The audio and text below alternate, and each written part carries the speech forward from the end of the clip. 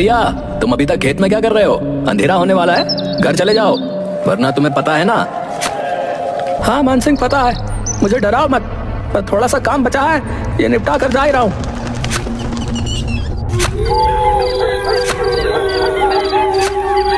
जी, इतनी रात हो गई है और आप अभी तक यहीं हैं?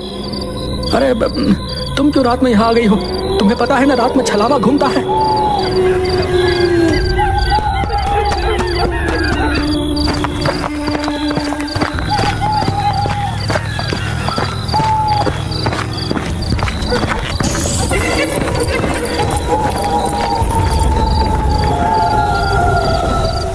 क्या हो गया? तुम रुक क्यों गई? चलो ना। वो सामने किसी औरत की लाश पड़ी है। अरे हाँ, ये कौन है? हरिया ने उसके पास जाकर देखा तो वो उसकी पत्नी की लाश थी। ये देखकर वो बहुत घबरा गया। उसने मुड़कर देखा तो उसकी पत्नी सामने भी खड़ी थी। वो उसके पास पहुंचा।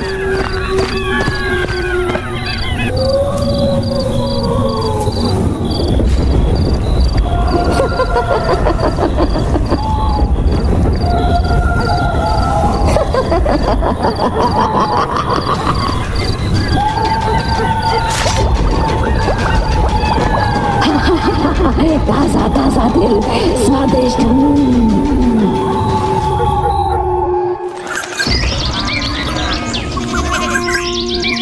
जब हरिया के छोटे भाई रमेश के पास पहुंची तो वो अगले ही दिन गांव आ गया।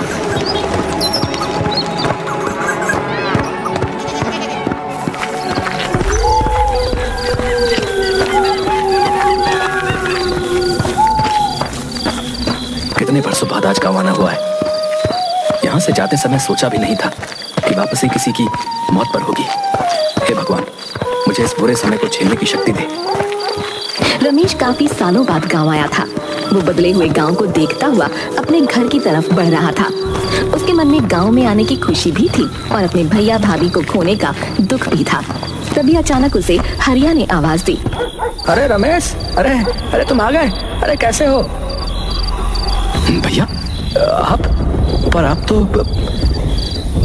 नहीं, मैं ठीक हूँ, पर छलावा ने तुम्हारी भाभी को मार दिया। लेकिन मानसिंह ने तो फोन पर बताया था कि तभी दूसरी तरफ से किसी की आवाज आई। उसने उस तरफ देखा तो वहाँ मानसिंह खड़ा था। उसने फिर से मुड़कर हरिया की तरफ देखा तो वो गायब हो चुका था। तुम इतनी रात में क्यों आए हो? तुम्हें पता है ना इस गांव में छलावा का प्रकोप है। ये तो शुक्र मनाओ कि मैं समय पर आ गया, वरना आज तुम्हारे साथ भी वही होता जो तुम्हारी भाभी और भैया के साथ हुआ था। चलो यहाँ से। मुझे लगा सचमुच मेरे भैया जिंदा हैं। उनको सामने देखकर मैं छलावा के बारे में भूल ही गया था। नहीं, वो जा चुके हैं। चलो घर, चलो जल्दी।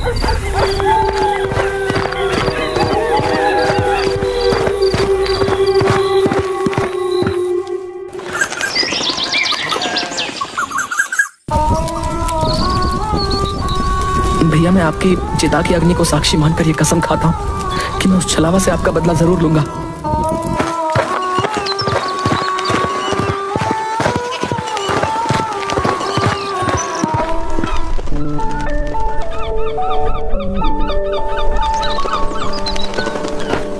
अंतिम संस्कार के बाद वो अपने बचपन के दोस्त गगन से मिलने निकल गया। पर जब वो उसके घर पहुंचा तो वहाँ ताला लगा हुआ था। वो उसके बारे में किसी से पूछने ही वाला था कि तभी वो आ गया। अरे रमेश, तू कब आया? मैं तो कल आया था, पर तेरे घर में ताला क्यों लगा हुआ है? अरे मैं कुछ काम से पड़ोस के गांव गया हुआ था, बस अभी आया हूँ। तभी अचानक शोर मचने लगा। पता चला गांव से बाहर जाने वाले रास्ते पर एक लाश मिली है। उस लाश का भी दिल निकाला जा चुका था और उसका मुंह भी कुचला हुआ था। हे भगवान, ये इस गांव में हो क्या रहा है? जरूर ये छलावा का काम होगा, लेकिन मैंने तो कभी नहीं सुना कि छलावा लोगों का दिल निकालता है। पहले नहीं निकालता होगा, पर अब इन लोगों में भी अपडेट आने लगे हैं। तुझे हंसी आ रही है? ये कोई हंसने की बात नहीं है, लोग मर रहे हैं। सॉरी, तो फिर इससे बचने के लिए क्या किया जाना चाहिए बता? हमें इस छलावा से छुटकारा पाने का कोई तरीका निकालना ही पड़ेगा। उसने मेरे भैया और भाभी को मारा है, मैं उससे बदला लेना चाहता हूँ। गगन और रमेश काफी देर खड़े बातें करते रहे, पर उन्हें छलावा को मारने का कोई रास्ता नजर नहीं आता। उसके बाद रमेश अपने घर चला जाता है।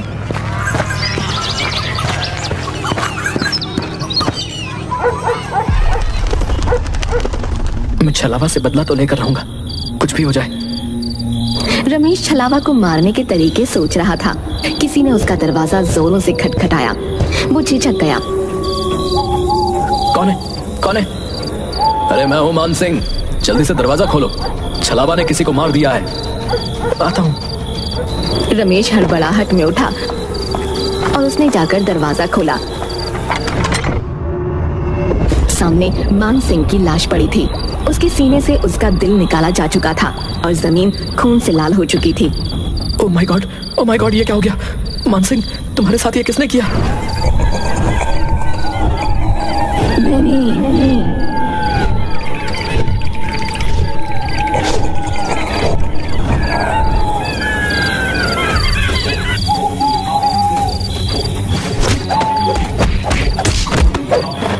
मैं तुझे छोड़ूंगा नहीं।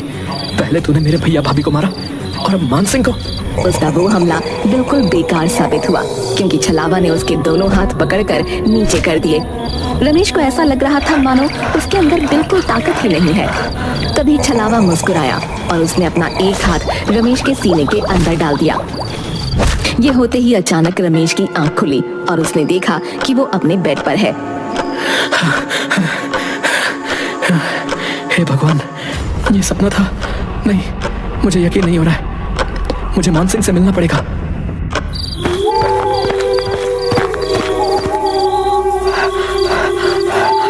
अरे क्या हुआ? तुम ऐसे हाफ क्यों रहे हो? मैंने सपना देखा कि छलावा ने तुम्हें भी मार दिया और मुझे भी। मैंने अपने बड़े बूढ़ों से सुना है कि अगर तुम्हारे सपने में कभी छलावा आए, इसका मतलब वो आसपास ही है। कहीं तुम छलावा ही तो नहीं? अरे पागल, मैं छलावा नहीं हूँ। तो खुद मेरे पास चलकर आया। कहीं तू तो छलावा नहीं? क्या हुआ भाई, तुम लोग क्यों इतनी रात गए लड़ रहे हो? तो क्यों इतनी रात में टहल रहा है? तुझे नहीं पता रात में छलावा आता है? अरे मैं तो पीकर टुन्न रहता हूँ, छलावा मेरा कुछ नहीं कर सकता है। अरे तुम उसे छोड़ो, वो तो पिया हुआ है। ये बताओ कि छलावा कहाँ होगा?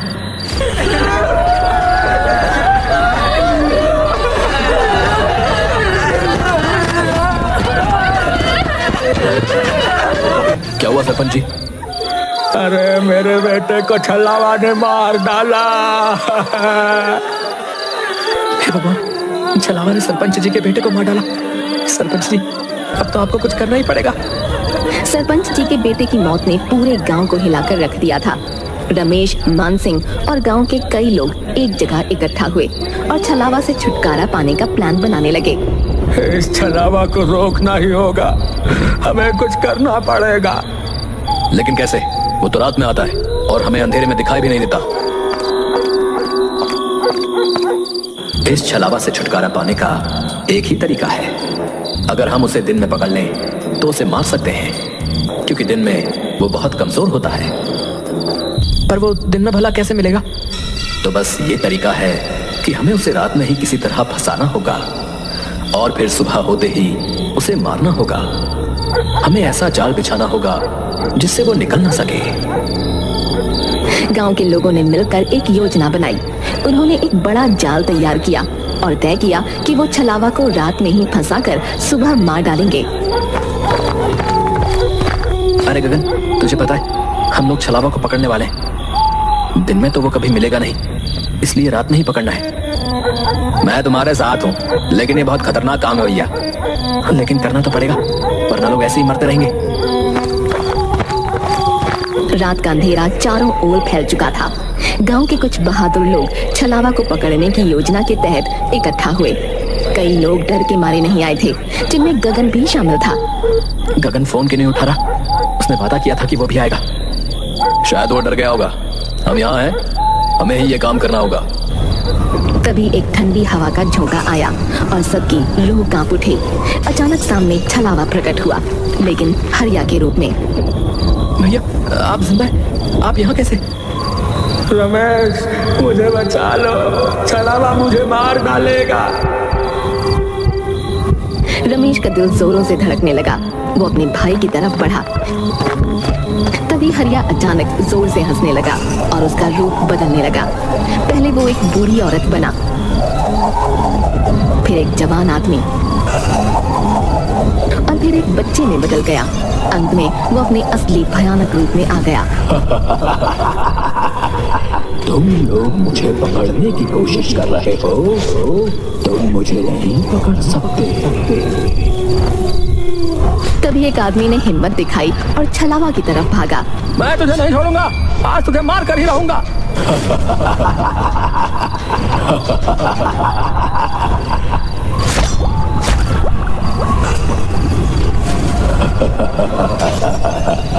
ये लो तासा तासा दिल खाओ। वहाँ मौजूद सभी लोग सन्न रह गए, जबकि छलावा वहाँ से गायब हो चुका था। ऐसा लग रहा था मानो वो उन लोगों को यही बताने आया था कि तुम लोग मेरा कुछ नहीं बिगाड़ सकते। छलावा को ये कैसे पता चला कि हम उसे पकड़ने वाले?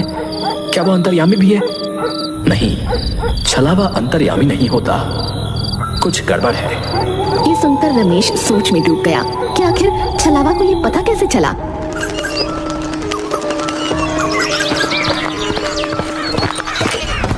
गगन, तुम कल रात को क्यों नहीं आए? मैंने तुम्हें कई बार फोन किया।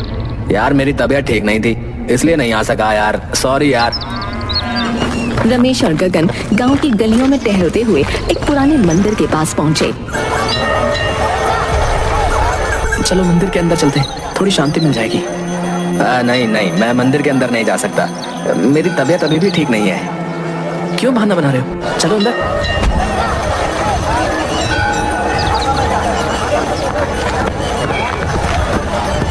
गगन, ये गलत बात है, मंदिर में तो जाना चाहिए। हाँ हाँ, अंदर चलो, तुम्हें अच्छा लगेगा। नहीं, मुझे छोड़ दो, मैं अंदर नहीं जा सकता। गगन बुरी तरह छटपटाने लगा, लेकिन रमेश, मान सिंह और सरपंच ने मिलकर उसे पकड़ा और मंदिर के अंदर खींच लिया। मंदिर के द्वार के अंदर जाते ही गगन जोर जोर से चीखने लगा। मुझे पता चल चुका है कि तुम ही छलावा हो। जिस लड़के का छलावा ने मुंह कुचल दिया था, उसकी पोस्टमार्टम रिपोर्ट आज सुबह आ गई और पता चला कि वो तो गगन था। गगन यानी जो गगन मुझसे मिलता है वो छलावा है। जो दिन में गांव की खबरें लेने आता है और रात में शिकार करता है। भयानक बदलाव आ गया, उसकी आंखें लाल हो गईं और उसका चेहरा जैसे फटने को हो गया। वो खुद को छुड़ाने की कोशिश में बुरी तरह से चीख रहा था। नहीं, मुझे छोड़ दो। तूने मेरे भैया भाभी दोस्त सबको मार डाला। आज मेरा बदला पूरा होगा। रमेश और बाकी लोगों ने उसे मंदिर के पवित्र स्थान की तरफ खींचा और उस पर गंगा जल डाला। छलावा की चीखें और भी तेज हो गईं और उसके शरीर से धुआं निकलने लगा। मंदिर के पवित्र वातावरण में वो धीरे धीरे राख में बदलने लगा। ये हमारे गांव की शांति के लिए जरूरी था। अब छलावा का आतंक खत्म हो जाएगा। छलावा का शरीर पूरी तरह से जलकर राख हो गया। सबने राहत की सांस ली और गांव में फिर से शांति लौट आई।